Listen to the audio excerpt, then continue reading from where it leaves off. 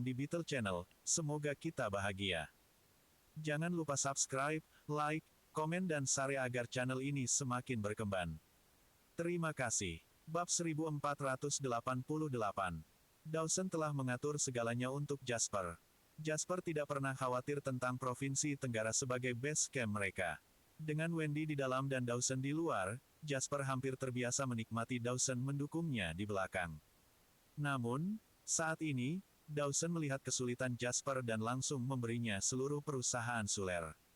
Apakah Dawson seseorang yang mencoba berhubungan baik dengan semua orang?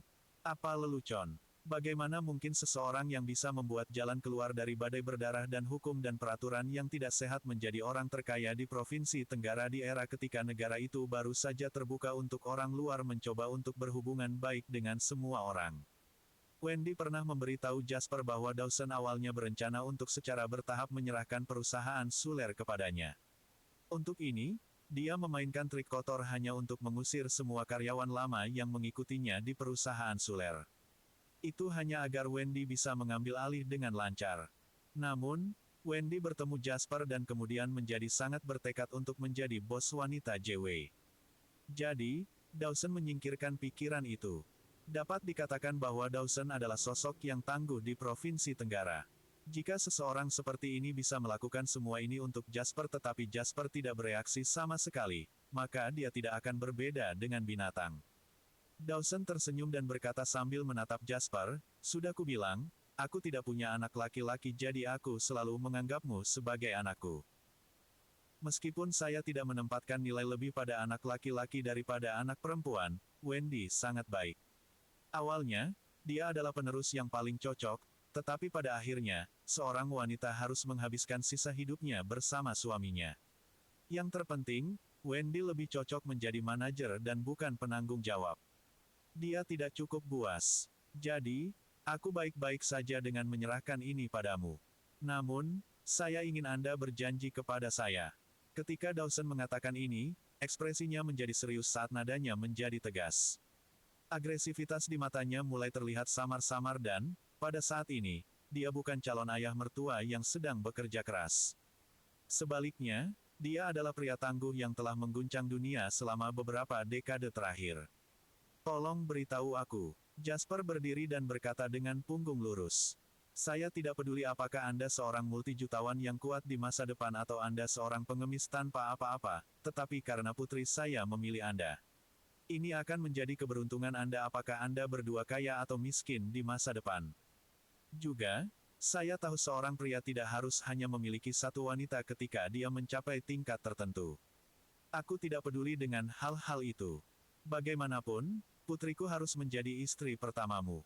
Aku tidak peduli seberapa kuat pihak lain dan seberapa mampu mereka tidak bisa merebut gelar ini dari putriku. Jika kamu mengecewakannya, aku tidak akan memaafkanmu." Ini adalah pernyataan terkeras yang pernah Dawson katakan kepada Jasper sejak mereka saling kenal. Sementara itu, Jasper menatap Dawson dengan panas. Dia berkata dengan tegas, "Tidak ada yang bisa menggantikan status Wendy ketika dia bersamaku." Adapun untuk mengecewakannya, Jasper terkekeh dan menatap mata Dawson tanpa rasa takut. Dia berkata, "Jika dingin, saya akan mendoakan kehangatannya. Jika ini awal musim semi, aku berharap hatinya tidak pernah dingin. Saya berharap dia akan selalu memiliki cahaya saat gelap dan payung saat hujan.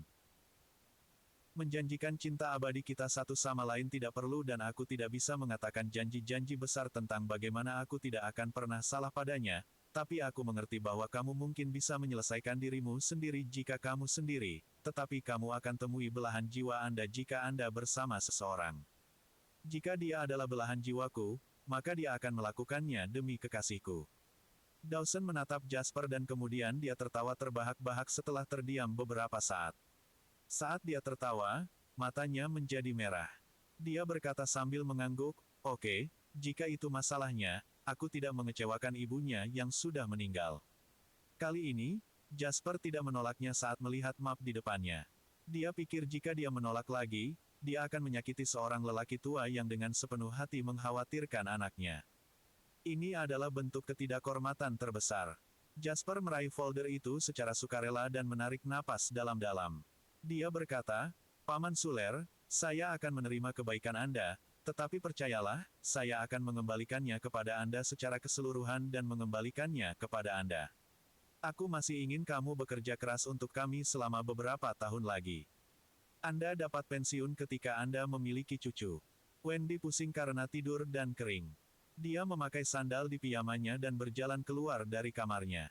Matanya menyipit ketika dia pergi mencari air tetapi dia melihat bahwa lampu ruang kerja masih menyala. Ketika dia berjalan mendekat, dia mendengar Jasper berjalan keluar dari ruang kerja. Ya ampun, kapan kamu kembali? Wendy segera menjadi energi seolah-olah dia telah pulih dari flu-nya. Dia berlari ke arahnya, melompat, dan melingkarkan lengannya di leher Jasper. Dia sekarang tergantung dari Jasper. Saya baru saja kembali. Jasper dengan cepat menangkap wanita yang hangat, lembut, dan berbau harum itu dalam pelukannya. Karena dia baru saja bangun, ada kehangatan pada aroma manisnya yang berbau surgawi. Apakah kamu tidak demam? Mengapa Anda berlarian dengan piyama Anda? Kembali dan berbaring. Apakah Anda ingin minum air? Aku akan mengambilkannya untukmu, kata Jasper hangat. Menggendongku. Wendy merintih.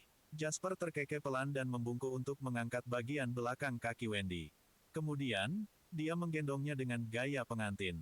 Oh, kamu menjadi lebih berat. Wendy malu setelah Jasper mengatakan itu. Omong kosong. Saya baru saja menimbang diri saya kemarin dan saya bahkan kehilangan 1 kilogram. Tidak mungkin, aku tidak bisa menggendongmu lagi. Jasper menggelengkan kepalanya dan berkata, bersikap seolah ini adalah masalah yang sangat serius. Kamu mau mati. Aku bilang aku lebih ringan. Wendy menjadi marah karena penghinaan itu. Dia sangat ingin menggigit leher Jasper sekarang. Haha, sambil tertawa, Jasper menendang pintu kamar hingga terbuka dan menidurkan Wendy di tempat tidur. Setelah dia meletakkan selimut di atasnya, dia berkata, aku akan menuangkan air untukmu. Saat dia mengatakan itu, Wendy meraihnya saat dia hendak berbalik dan keluar dari ruangan. Ketika dia berbalik, dia melihat keindahan halus berbaring horizontal di tempat tidur, dia tampak lembut dan berbau sangat manis. Dapatkah kamu tidak memilikinya di sana?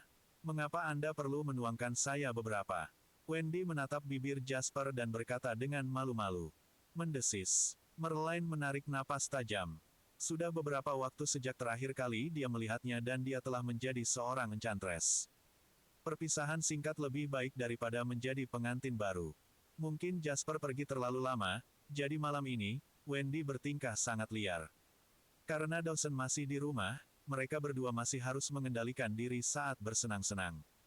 Selalu ada semacam kegembiraan melakukan hal-hal buruk sementara orang dewasa lainnya ada di sekitar. Bagaimanapun, Wendy sebagian besar sembuh dari flu-nya setelah berkeringat hampir sepanjang malam. Bab 1489. Keesokan paginya, Jasper menyelinap keluar dari tempat tidur untuk mengambil baju dan mantelnya sebelum meninggalkan kamar. Dia takut membangunkan Wendy, yang masih tidur di antara selimut di tempat tidur yang berantakan. Jasper bahkan bangun sedikit lebih awal untuk mencegah agar tidak menabrak Dawson. Namun, saat dia membuka pintu, dia melihat Dawson keluar dari kamarnya. Pria tua dan pria muda itu saling memandang. Petik 2 titik. Jasper sangat ingin berbalik dan mengunci diri di kamar. Pergi sarapan. Dawson memahami rasa malu Jasper. Setelah dia mengatakan itu dengan lemah, dia berjalan ke bawah dengan tangan di belakang punggungnya.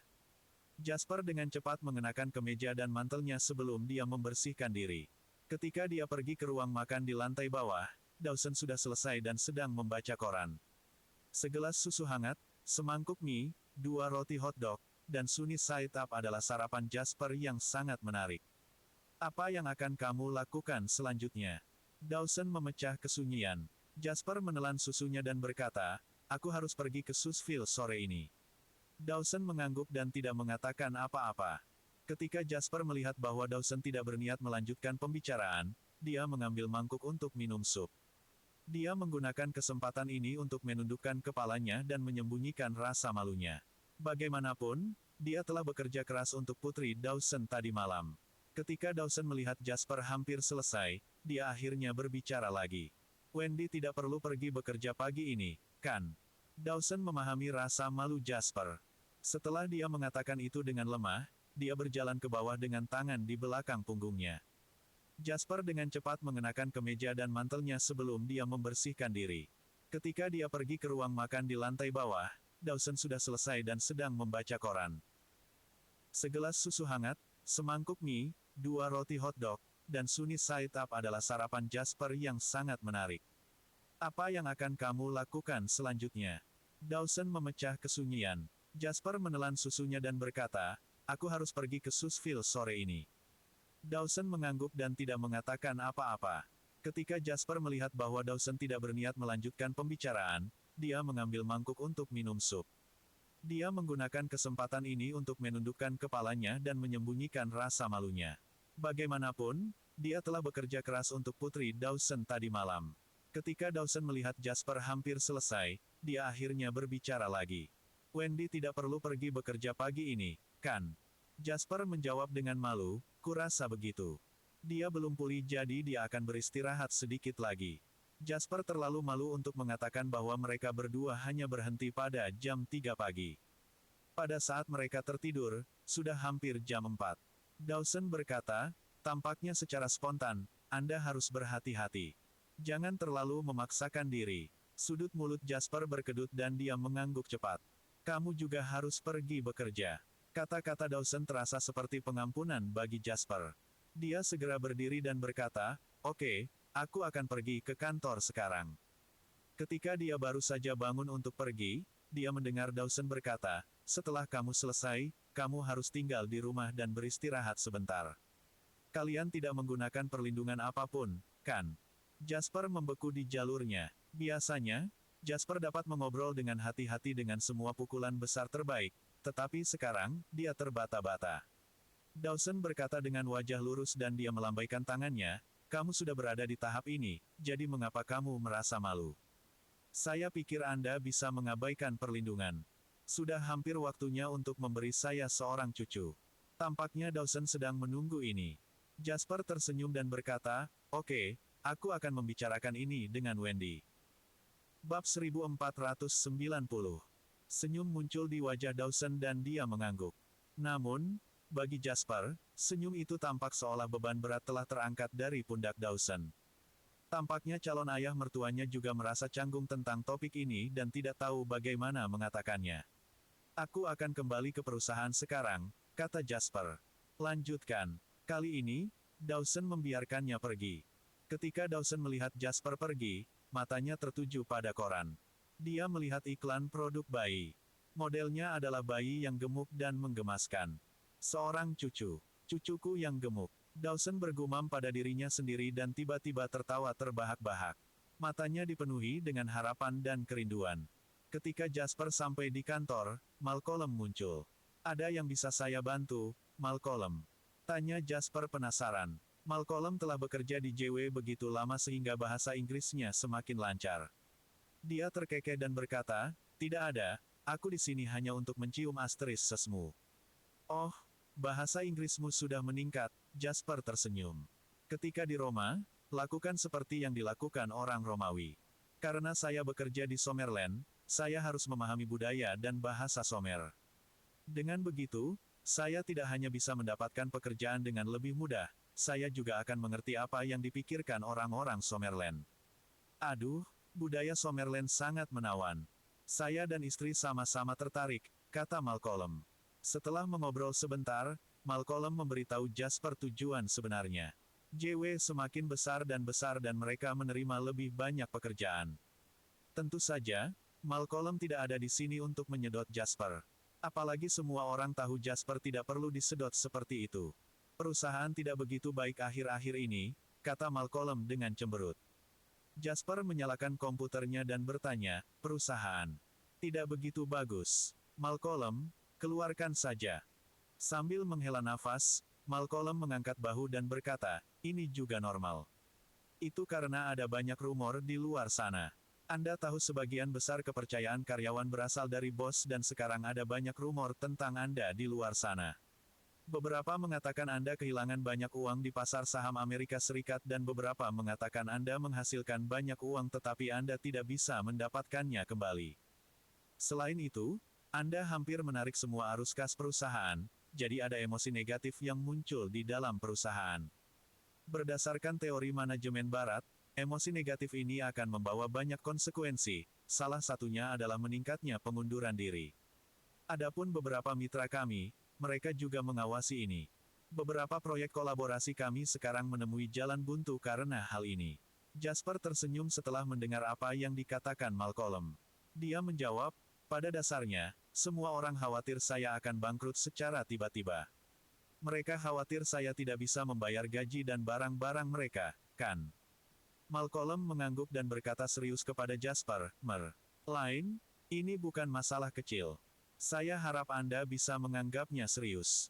Aku tahu, ini adalah ujian bagi saya dan juga untuk JW, tetapi saya tidak berencana untuk melakukan apapun.